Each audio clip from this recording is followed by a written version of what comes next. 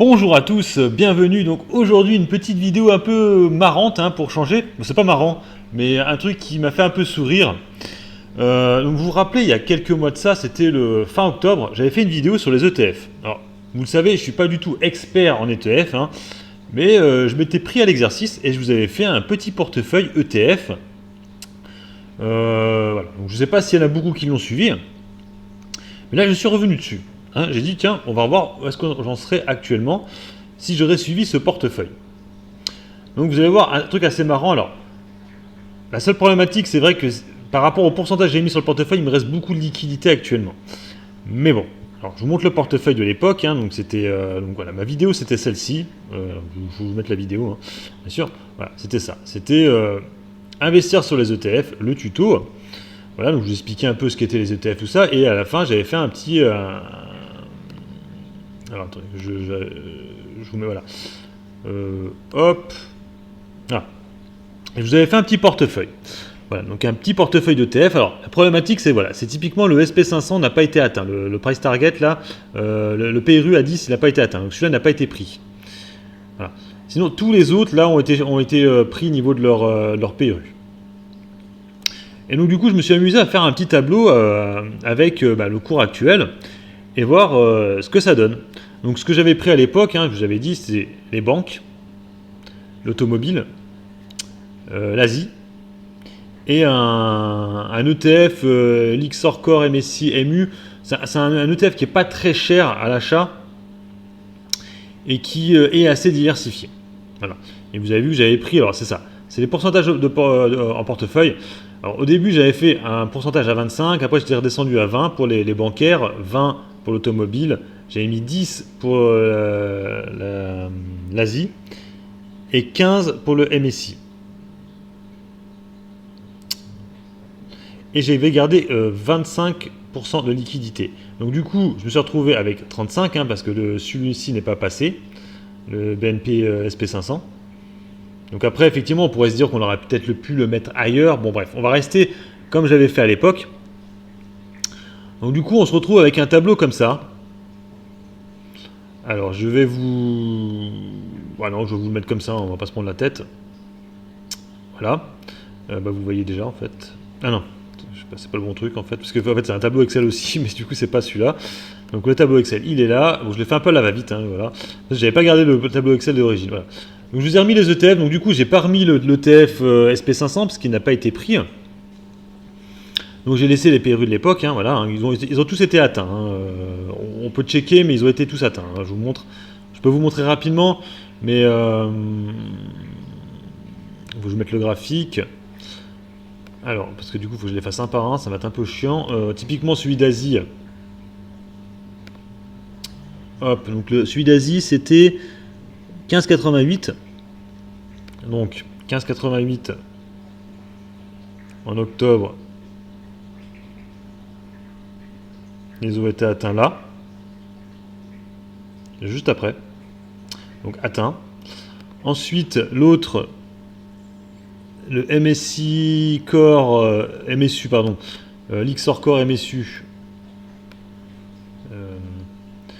Hop, enfin, j'avais déjà préparé les. Je sais pas où je vais chercher là. J'avais déjà préparé, voilà. Donc là, j'avais mis un PRU. Ah, alors j'ai oublié le PRU, excusez-moi. PRU, il était à 43,3. Donc pareil, 43,3 c'est en octobre. Voilà, c'était là. Vous voyez, on y était dessus, on était même descendu beaucoup plus bas, on était descendu à 40 carrément, mine de rien. Ensuite, le automobile 56,24. L'automobile 56,24. Voilà, 56,24, voilà. Il a été atteint aussi, on est descendu beaucoup plus bas.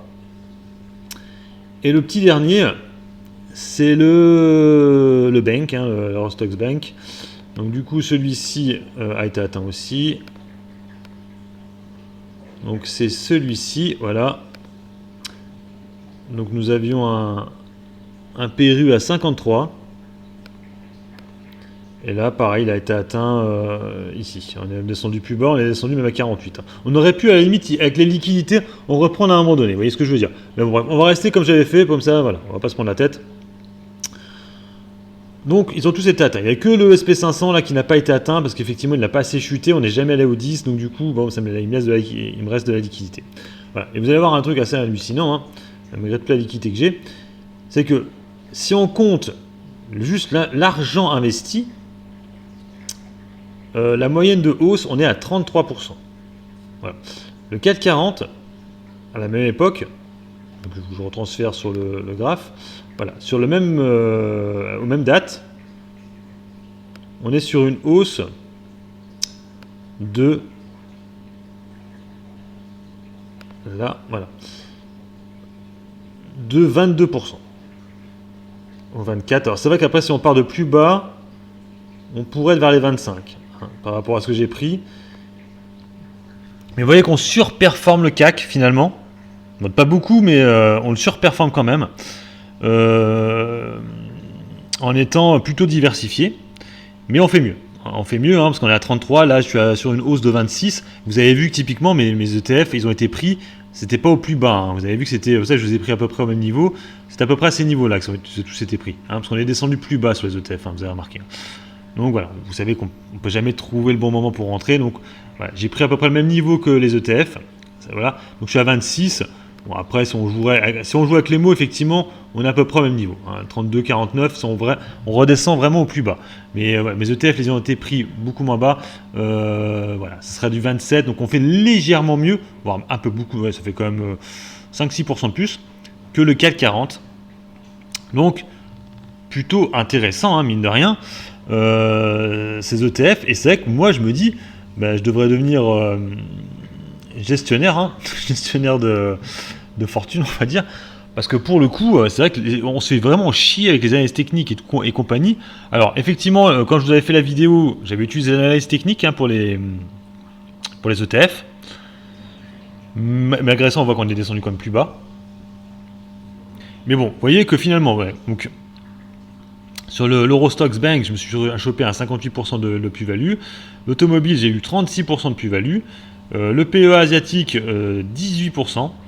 Et le MSU Core, 20%. Après, c'est la distribution. Hein, c'est-à-dire que typiquement, là j'avais mis 20, 10 et 15. Donc c'est pour ça que finalement, j'aurais mis la même somme partout, j'aurais gagné plus. Parce que là, quand on fait le calcul, on voit que finalement, donc j'ai calculé comme si j'avais mis 10 000 euros. Donc déjà, comme je vous l'ai dit, il y a à peu près 10% de liquidité qui n'a pas été utilisée parce que il y avait comment ça s'appelle le SP500 qui n'a pas été acheté. Donc du coup, ça me fait quand même 3500 euros de liquidité. Donc effectivement, le chiffre de départ, c'est 10 000 euros. Hein, voilà. C'est 10 000 euros investis. Et donc du coup, à la fin, j'ai 20% de gain, 20,30% de gain.